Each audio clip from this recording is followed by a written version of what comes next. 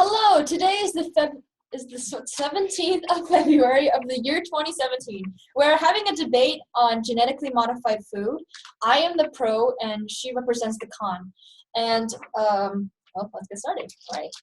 So, genetically modified food is a relatively recent scientific research that we've begun. And what it does is it's basically like you have puzzle pieces.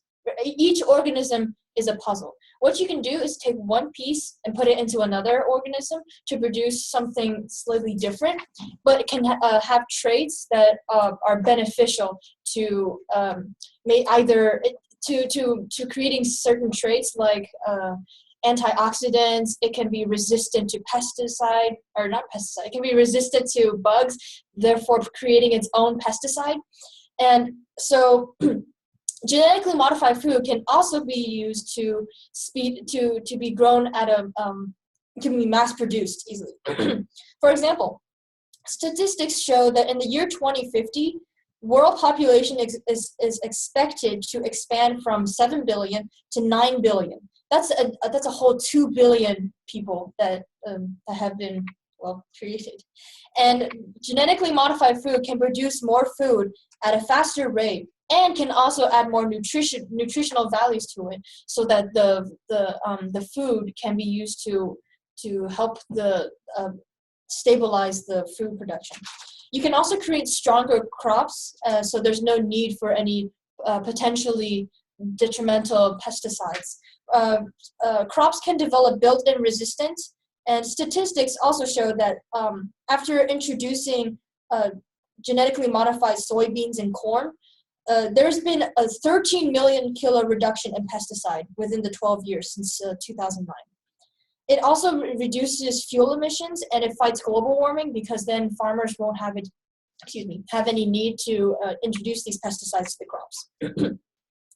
Genetically modified food can also tamper with the taste of the food. For example, you can enhance the taste of an apple, make it sweeter. A little more information. A survey in 2007 shows that genetically modified tomatoes have been more popular among the participants, showing that 60% of them actually prefer the genetically modified tomatoes. You can also enhance the amount of nutrients in these products.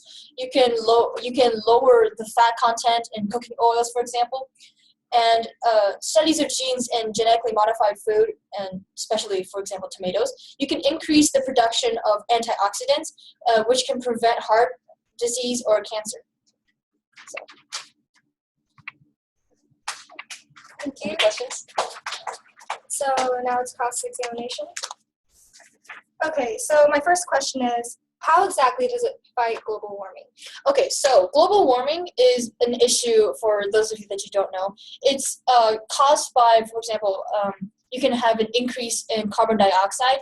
So with the pesticide, when you create pesticide, it creates a lot of carbon dioxide or sulfur and elements that are detrimental to our fighting of global warming. So what if you don't have any pesticide that you need to use when you create crops that are genetically modified and can resist pests, then there's no need to create this pesticide. As I mentioned before, there was a 13 million kilo reduction in pesticide use. Okay, thank you. So another question: What organizations do you have backing up the facts that you have? Okay, so we have the CDC, the Center of Disease Control. You have WHO, World Health Organization, and there was also what's it called? That it? Yeah, that's it. Okay. So let me just get this straight. Your survey is in 2007, correct? One of them was. One of them was the second one? The survey, oh yeah, that was the only survey, the one about tampering tastes in the genetically modified tomatoes. And although I do have statistics on the world population and the kilo reduction, or the pesticide reduction. So, okay. So just one survey, right? Yeah. Sounds good. Okay. So now I'm going to be presenting the con case. Well, is everyone ready? Okay. Let me grab a book. Okay.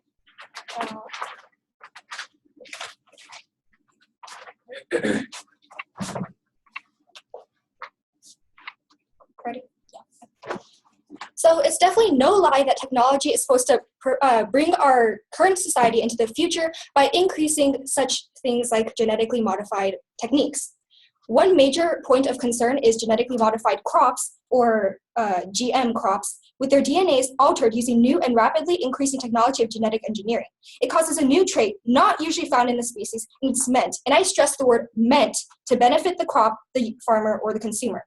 Now, this topic brings up many concerns, and which is why we're debating it. First of all, I want to bring the concern that's unhealthy. The American Academy of Environmental Medicine, AAEM, a group that promotes health through prevention since 1965, spoke against GMO diets. They stated that can cause organ damage, gastrointestinal and immune system disorders, increased aging, and can even cause infertility. So with all these concerns with GM products, it causes a lot of concern with whether it actually is good for society and whether it can actually benefit us and improve what we can do. Also, GMOs can increase herbicide usage. For example, Roundup Ready crops, or GM crops resistant to herbicide, as you have mentioned, has had 383 million pounds of herbicide sprayed on them from 1996 to 2008. Now, these causes super weeds to be created because these weeds manage to survive each round of pesticide usage, and since the crops are supposed to be resilient to it, they use it more in abundance. Now, this causes these weeds to develop that are more resistant, and it causes less pesticides to be able to be used on it, and causes more weeds to grow, and we can't kill them. They're extremely resilient, and this leads to farmers using more pesticides to kill. So GM products indirectly cause more pesticides to be used instead of less. About six types of almost absolutely herbicide-resistant superweeds are in the U.S. currently, and this causes a large amount of issue because if we cannot kill these weeds, it's defying the whole point of having GM products, therefore making this entire idea of GM products backfire on us in the future. Because while in the short term it may seem good because it's killing the weeds and seems to be very resilient, in the long term it's actually causing more issues as these weeds develop and we can't kill them. Also, it harms the environment because it causes these toxic herbicides to be used because normal herbicides, environment-friendly herbicides, will not be useful at all. Roundup GMO crops even lead to infertility, hormone disruption, birth defects, and cancer as a side effect, and this is just a separate side of disadvantages to GM products.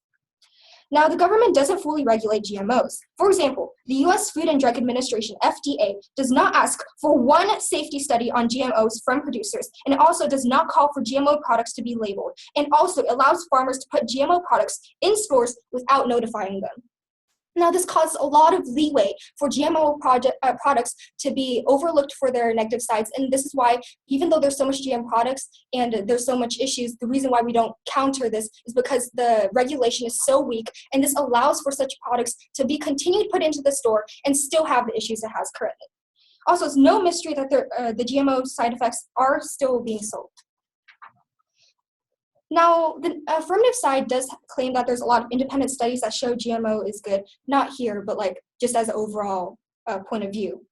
But another problem that comes up for the negating side is that the GMOs, the scientists who found that GMOs have problems are usually gagged, as in they're not allowed to talk about it, fired, threatened, and even had their funding canceled so they can't continue their researching showing GMOs have issues. So that's why you don't hear GMOs have issues as much as in detail as people say GMOs are really great because they can bring our society forward with technology that's supposed to help us.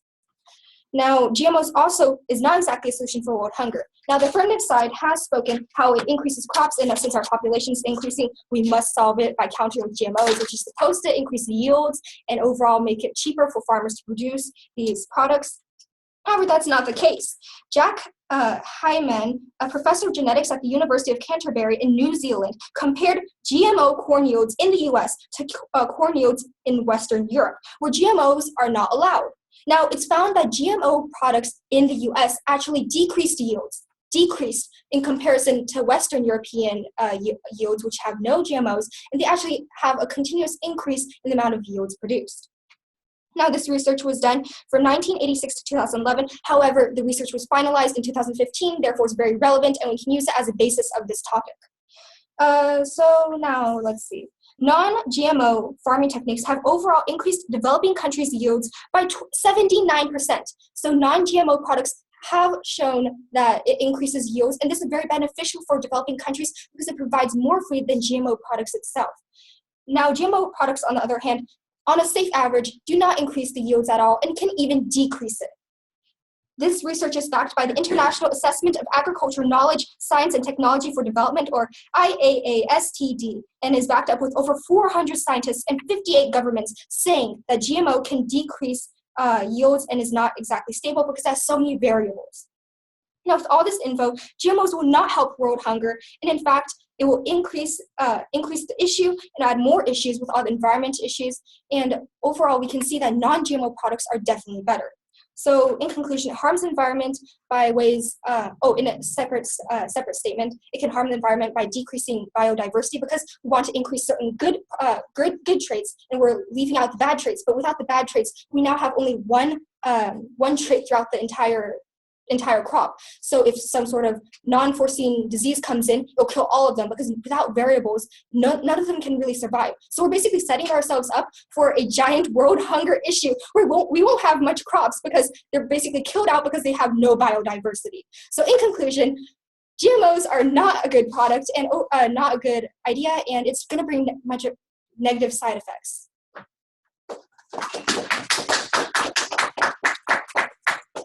Okay, so based on what you've mentioned in your debate, are you suggesting that you think that from what we've presented, you're thinking that we're planning on replacing all foods in the world with GMO foods? No, I'm just talking about how GMOs are a bad idea on the basis. We're just talking about GMO in general, and I'm just presenting the issues of GMOs and how it's actually contradicting itself quite a lot and how it's not going to help our society.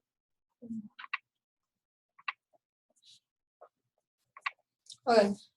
You've also mentioned that some herbicides have been used, like especially the environmentally friendly ones, will not be useful once there have been superweeds developed. Are you going to propose some sort of idea to counter that?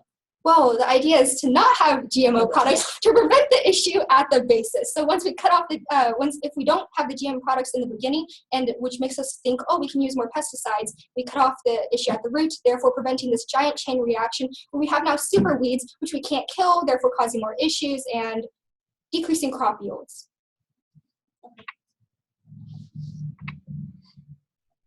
Okay. You also mentioned that they can cause organ damage. Have they managed to pinpoint exactly how the GMOs, like what in the GMO causes this organ failure or organ damage at least? Not exactly, but with a very credible source, the American Academy of Environmental Medicine, AAEM, they've done research since 1965, and they've just come up with this information. And I think it's with the inside of the GMO, there's some sort of issue regarding it, and it's no surprise since it's also causing many other external issues with the environment. So with all these issues from the external, it's no surprise it would cause internal health issues. Okay. Okay, so you said that I think you mentioned that how you mentioned how like people aren't exactly agreeing with the idea that you're changing something that's natural and making something that's not natural, of course. Does this impact the idea that GMOs can still cause or can still help with increasing like nutritional values in the foods, for example, or creating these certain traits that can be beneficial to the population? The thing is, it's actually not exactly creating these traits, and it's not exactly creating them to the yield amount that they say it is. GMO products are created, they're not exactly doing, therefore we're wasting our energy, money on something that's not even beneficial when we can invest it in a better idea in other sectors that will actually benefit us now.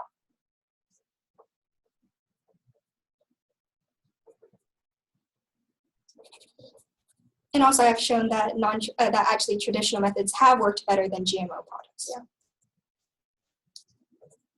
Okay. That's all the questions I have. When you finish, here's the arrangement. Annie will comment, ask question. The audience cannot comment, cannot give grades, but we can.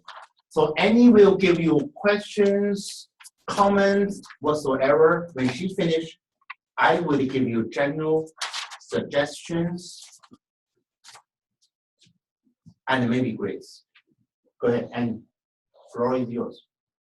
Give them a hard time. Don't be so nice. Okay, so there was this cross-examination part where she asked you what negative traits or effects can be imposed on the crops. Could you give like you said that AAEM was a very credible source that's been studied since 1965. Could you give a more specific example than just that their studies were very credible? Of course. So I have also other studies I've shown. Let's see, there's one with Jack Hyman, a professor of genetics in the University of Canterbury in New Zealand. They have done the US crop yields in comparison to West European crop yields, and they've done it for about 30 years. So with such a long and continuous study, it's very credible. And also the professor of genetics, he's been at the scene for a long time. He knows what he's doing. And so with that in mind, let's see. There was that study on the Roundup Ready crops from about 1996 to 2008. So another long continuous study so they could see how it impacts the crops over a long period of time. So there's like not much variables because if it's in short time, something can happen in the future and you won't know. And there's another study by the International Assessment of Agriculture Knowledge, Science, and Technology for Development, which was backed up by 400 scientists and 58 governments. So it's such a large amount of funding and also a large amount of scientists who collaborated on such a large product, it leaves little room for mistakes, and they found that GMO products overall decrease yields and with too many variables and is not stable. Okay, very good. It started to sound like I'm thinking, you gave a lot more information. Yeah, that's fine. No, it's just, okay. So there was a part where you said that the number of weeds increased, so you have to use more pesticides. You're moving a little fast, so I didn't quite catch like how the weeds became, the weed number increased. Can you reiterate that? Yeah, I'll slow down. Okay, so basically there's these Roundup Ready crops and they're GMO crops, and they were created to be weed pesticide resilient. So with that in mind, when we spray weed pesticide on them, it won't kill them, and it will kill the weeds around them. So therefore, the crop's not harmed, but the weeds are harmed. So it seemed like a good idea because that can decrease weeds amounts by a lot. Mm-hmm. However, the issue came to that we use so much of this. It sort of mutated in a way the weeds where the ones that weren't exactly fully killed managed to reproduce, and these are the ones that are resilient to the pesticides. So now, even if the crop's not damaged, we have these weeds which manage to reproduce the genes to be resilient. And this sort of defied the whole idea of the GMO product. So now we're left with, sure, we have some crops that manage to survive the pesticides, but now we have these super weeds who manage to survive the pesticides, and they're just reproducing. And then now we have like 6 types of almost absolutely every herbicide resistant super weeds that just are so hard to kill, and they're just really annoying because it's killing so many crops, and now we're stuck with this issue on how to kill them, and the GMO products obviously has not helped. But the other side will suggest even without GMO, people are still using herbicides, right? They're still killing the grass. They still have that same problem you are talking about. So I'm helping the other side. So you have to improve on that. I think you can do a little more research even with GMO. And they still need herbicide. there won't be kill all the grasses because nature is more powerful. And the nature's revenge is very powerful too. So nature always finds some way. The grass have far more diversity than our plants. So they will find a way to survive. But you have to dig up evidence. You have to dig up evidence because she found out very good weak points. But that is highly debatable, right? But so she will attack you for your weak point, but you can find enough evidence if you dig a little deeper. Even with all these modified traits, even if they're there, they're not going to kill you. They still need herbicide. And then you put the herbicide and the new genetically modified traits there. The weed will still survive and getting stronger. The revenge comes and you cannot do anything. Okay, go ahead. That's very good. Good observation because you have listened very closely and you find out that. Good job. Good job. Finish. Okay. Keep on going. I've got nothing else, frankly. Nothing else. Now it's my turn, right? For both of you, take notes, mental notes if you have to. None of you, number one, I give you guys applause. You are doing such a good job, and I don't think I can do as good as you. Seriously, as a serious comment. Flattery finish? No. The weak points. The weak points, you guys talk about technology, talking about technical side. None of you mentioned social implication. None of you talk about who owns GMO and what is the big company, who financed them. None of you talk about in the third world country, even in the United States, they used to have family-owned independent farmers. And these family-owned independent farmers are people too. If these genetically modified humongous big company financed by Wall Street, financed with tremendous financial power, the power will concentrate so much in favor of capital rather than the small family-owned producer, which a lot of them are highly leveraged, which means borrowed money to support their family farm. None of you mentioned how many families in the Middle West of the United States right now in what kind of social condition? Are these independent farmers surviving? Are they bankrupting? That's number one. The implication, the social implication in the first world countries. Number two, the third world countries. In countries like India, they don't have much independent family-owned independent farm anyway in the first place, but still a lot of farmers depend upon, it's an agricultural society. The majority of the population using farming to support their family. What would be the social implication? With or without GMO? That's your challenge. Number two, this for the poor side, okay? So Maria, for you, this is something. You talk about CO2, the global warming, and everybody right now using that as a slogan, as a catchphrase to support their idea. But have you ever, there's no evidence, there's no logic behind your argument. I didn't see anything. Your opponents didn't even attack you about the social reality on the field in Brazil, in Argentina.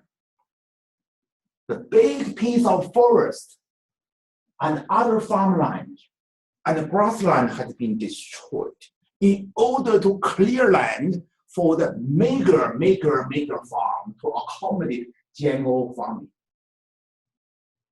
And soybean is one of the oldest species, right, in human civilization. Provide a lot of proteins, especially for the Asians. soybean products, provide non-animal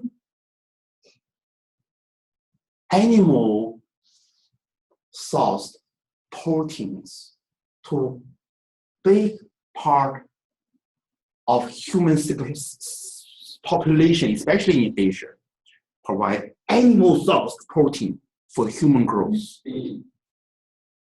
And if the GMO take over, what is the social implication? Okay, that's number one. That's for I talk you for the other side. Then I talk this one hard enough, so I'm giving you ammunition, so you keep on digging on that. That's number two. The test whether GMO will be beneficial for humanity as a whole. So the proof, the evidence of proof, the burden of proof is on your side. You cannot attack me. You don't need to provide information to them why it's harmful to people. You have to provide us information as a consumer, whether it will harm us, whether it will produce cancer pandemics. The global growth in the cases of cancer is highly debatable. Some people will argue, hey, just because of you live longer, so you have more cancer cases. Just because you have more health insurance, you find out your cancer in old time you have cancer. But a lot of people from their own life experience, they know last generation, they never heard about some cancer, but now their relatives, their friends, their classmates are all dying from cancer. With all the other contribution elements, maybe the food they intake into their body may affect that. How much before you push the food into the market, before you put the food into everybody's mouth, before you put them into the stomach without even the benefit of labeling. And people have no source to know. Shouldn't you give them the comfort of mind like you tested on animals? If you did, yes. How many generations? How many generations before they will modify animal gene? And number two, no matter what animals you test on, they're still different from humans. We all believe we are a little better, we are a little different from mice. And from monkey. Maybe I'm wrong, but isn't it legitimate for people to argue that we are different from these mice? We are a little different from the flies, right? Even though DNA, you mentioned that there's so many, oh, we are similar like a banana. We have a lot of similarity between our DNA and banana, but you cannot say, I'm a banana, maybe I am. Maybe I'm not, I am. But you have to prove it. Number one, you have to give us enough generation of animal tests to convince that these mice are not dying from cancer using exclusively on the genetically modified soybean, genetically modified rice, which a lot of people and culture depend on them for today. Number two, can you or cannot you, did you or didn't you, the human testing? If you did, shame on you, you are unethical. How can you use human being to test, be an object of your scientific research, and the result may be their death, or the death or damage for many generations? That's number one. If you did it, shame on you too. Even worse, you are using all of us as test object. You are using all of us without our knowledge. You are using all of us and our descendant as a testing object. You are using all of us as guinea pig. What if we distinct after 10 generations? Okay, in the Chinese history, in ancient time, there's one country provide seed for another country. Before they give the seed to them, they boil them. They boil the seed. So in the other country, the Wu country, the whole year, the soldiers have no food. The people are starving, so their country are destroyed. It happened in the Chinese historical book. So genetically modified food can be used as a genocidal weapon. Shouldn't you put that into your consideration? Unfortunately, with all the applause to both of you, which is very admirable, give them credit. I give both of them higher credit of applause, but not to my standard. Okay, not to my standard, because I'm supposed to teach gifted students. So now, homework. For the next week, you have 1 whole week to modify impurity. And with the new students fully participate, I'm looking for a better version next week. See you guys next week.